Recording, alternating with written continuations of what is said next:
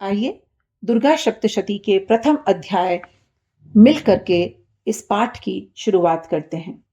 ओम प्रथम अध्याय नमः। प्रथम चरित्र के ब्रह्मा ऋषि, महाकाली देवता, गायत्री छंद, नंदा शक्ति, रक्तदंतिका बीज, अग्नि तत्व और ऋग्वेद स्वरूप हैं।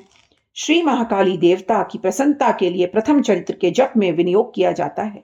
भगवान विष्णु से के सो जाने पर मधु और कैटभ को मारने के लिए कमल से जन्मी ब्रह्मा जी ने जिनका स्तवन किया था, उन महाकाली देवता का मैं सेवन करती हूँ। वे अपने 10 हाथों में खड़ग, चक्र, गदा, बाण, धनुष, परिधि, शूल, विशुंडी, मस्तक और शंख धारण करती हैं। उनके 3 नेत्र हैं। वे समस्त अंगों में दिव्य आभूषणों से सुशोभित हैं। उनके शरीर की कांति नीलमणि के समान है तथा वे 10 मुख और 10 पैरों से युक्त हैं। मार्कंडे जी बोले, सूर्य के पुत्र सारवणी जो 8वें मनु कहे जाते हैं, उनकी उत्पत्ति की कथा विस्तार पूर्वक कहता हूं, सुनो। सूर्य कुमार महाभाग सारवणी महाभक्ति भगवती महामाया के अनुग्रह से जिस प्रकार मनवंतर के स्वामी हुए, उसी प्रसंग को सुनाता हूं, ध्यान पूर्वक सुनिए। मार्कंडे जी बोले, पूर्व काल की बात है। स्वारोचिष मनवंतर में सूरथ नाम के एक राजा हुए थे, जो चैत्र वंश में उत्पन्न हुए थे। उनका समस्त भूमंडल पर अधिकार था। वे प्रजा का अपने ओर से पुत्रों की भांति धर्म पूर्वक पालन करते थे। तो मैं भी उस समय कोलावंशधिनी नाम के क्षत्रिय उनके शत्रु हो गए। राजा सूरथ की दंडनी बड़ी प्रबल थी। उनका शत्रुओं के साथ संग्राम हुआ। यद्यपि कोलाविधंस्वनी संख्या में कम थे, तो भी राजा सूरथ युद्ध में उनसे परास्त हो गए। तब वे युद्ध भूमि में अपने नगर को लौट आए और केवल अपने देश के राजा होकर रहने लगे। सारे पृथ्वी से अब उनका अधिकार जाता रहा। देखिए, कहीं तो इतना अधिकार था, अब इनका अधिकार जाता रहा। किंतु वहां भी उन प्रबल शत्रुओं ने उनका पीछा नहीं छोड़ा और राजा सूरथ पर आक्रमण कर दिया। राजा का बल समाप्त हो गया, इसलिए उनके दुष्ट, बलवान और दुरात्मा मंत्रियों ने भी उनका साथ नहीं दिया। उनकी राजधानी में ही राजकीय सेना और खजानों को, हाथियों को, सबको ले लिया। सूरत का प्रभुत्व अब खत्म हो गया। इसलिए वे शिकार खेलने के बहाने घोड़ों पर सवार होकर वहां से अकेले ही घने जंगल में चले गए। वहां उन्होंने विप्रव मेधा मुनि का आश्रम देखा, जहां कितने ही हिंसक, घोर जानवर, जीव अपनी स्वाभाविक हिंसावृत्ति छोड़कर बहुत शांति से एक दूसरे के साथ रह रहे थे। यह देख करके वो अचंभे में पड़ गए। उन्हें बड़ा आश्चर्य हुआ। मुनि के बहुत से शिष्य उन्हीं के वन की शोभा बढ़ा रहे थे। वहां जाने पर मुनि ने उनका स्वागत सत्कार किया। वे मुनि के श्रेष्ठ आश्रम में इधर उधर घूमने लगे और कुछ काल तक वहीं रहने लगे। फिर मोह में आकर उन्होंने वहां इस प्रकार चिंता करने लगे। एक बार बैठकर पूर्व काल में वो सोचने लगे, पूर्व काल में मेरे पूर्वजों ने जिसका पालन किया था, आज वही नगर मेरे से दूर हो चुका है।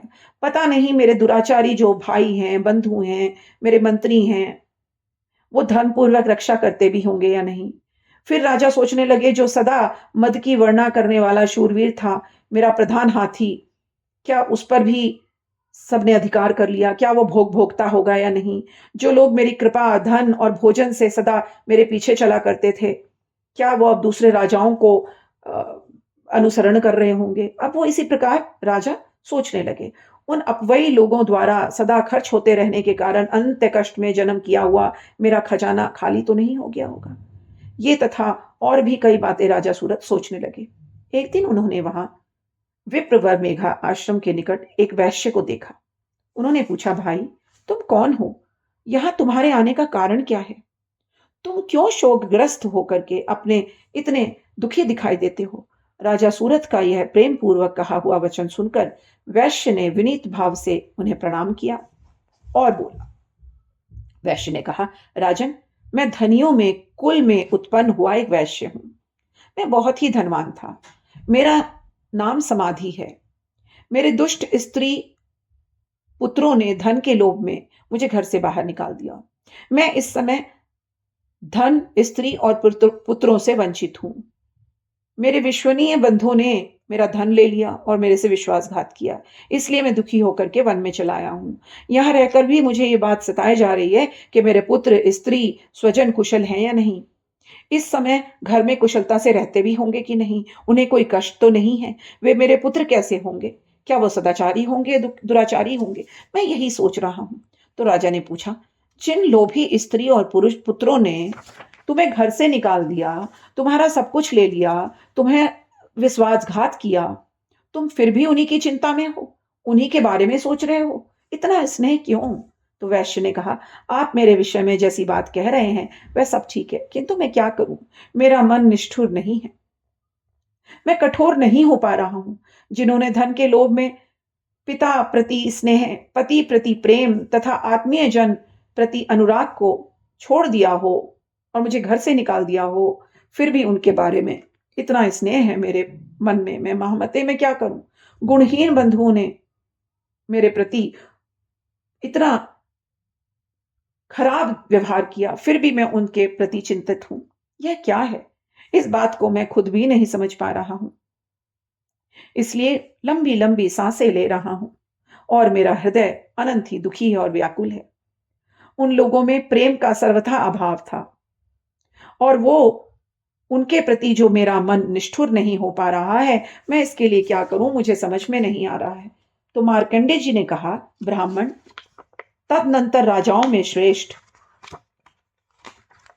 आप तदनंतर राजाओं में श्रेष्ठ हो, सूरत हो और समाधि नामक वैश्य दोनों ही साथ साथ मेधा मुनि के सेवा में उपस्थित हुए और उन्होंने यथा योग्य न्यायाकूल विनयपूर्ण बर्ताव करके बैठे। तत्पश्चात वैश्य और राजा ने कुछ वार्तालाप आरंभ किया, आपस में बातचीत शुरू करी। राजा ने कहा, भगवान, मैं आपसे एक बात पूछना चाहता हूं, मुझे बताइए। मैं चित्त और अधीन न होने के कारण वह बात मेरे मन को बहुत दुखी कर रही है। जो राज्य मेरे हाथ से चला गया उसमें और संपूर्ण अंगों में मेरी ममता बसी हुई है। मुनि श्रेष्ठ जानते हुए भी कि अब वो मेरा नहीं है, अज्ञान की भांति मैं उसके लिए दुखी हो रहा हूं। ये क्या है? इधर वह वैश्य भी घर की आप मानित अपमानित होकर के घर से निकाल दिया गया है। पुत्र, स्त्री, भाई बंधुओं ने सबने उनके साथ विश्वासघात किया है, स्वजनों ने परित्याग किया है, फिर भी वो उनके बारे में इतने चिंतित हैं। ये क्या है? हम दोनों बहुत दुखी हैं, बताइए। जिसमें प्रत्यक्ष दोष दिखाई दे रहा है, उस विषय को लेकर के हमारे मन में ममता जनित आकर्षण पैदा क्यों हो रहा है? महाभाग, हम दोनों समझदार हैं, तो भी हम जो मोह में हमारे अंदर पैदा हो गया, ये क्या है?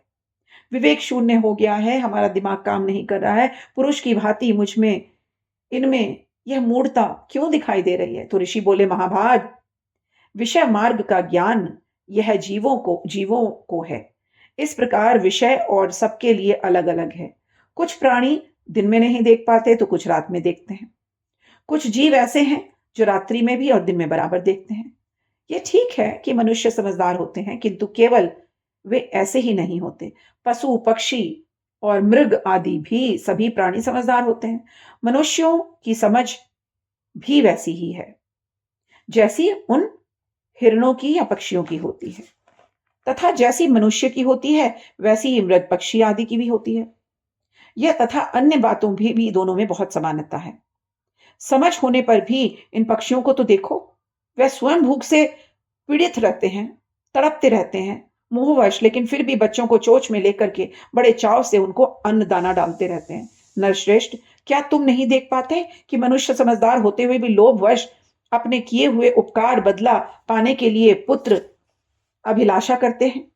यद्यपि उन सब में समझ की भी कमी नहीं है, यद्यपि वे संसार में स्थित जन्म मरण की परंपरा बनाए रखने वाले भगवती महामाया प्रभाव से महा ममतामय भंवर से युक्त मोह के गहरे गर्त में, गड्ढे में डूबे हुए हैं।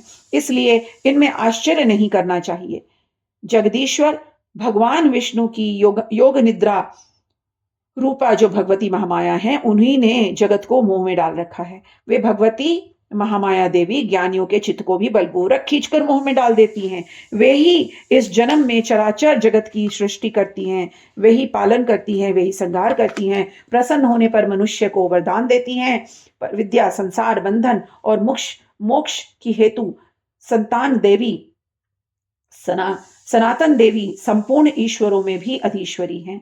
राजन ने पूछा, भगवान, जिन्हें आप महामाया कहते हैं, वे देवी कौन है?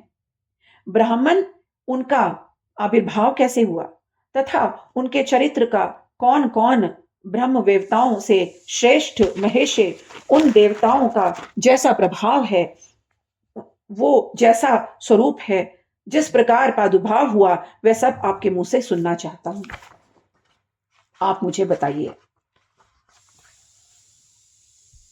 ऋषि बोले, राजन, वास्तव में वो देवी नित्य स्वरूपा ही है।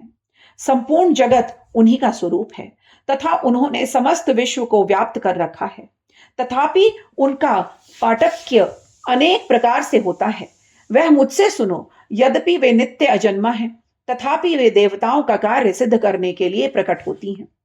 उस समय लोक में उत्पन्न हुई कहलाती हैं।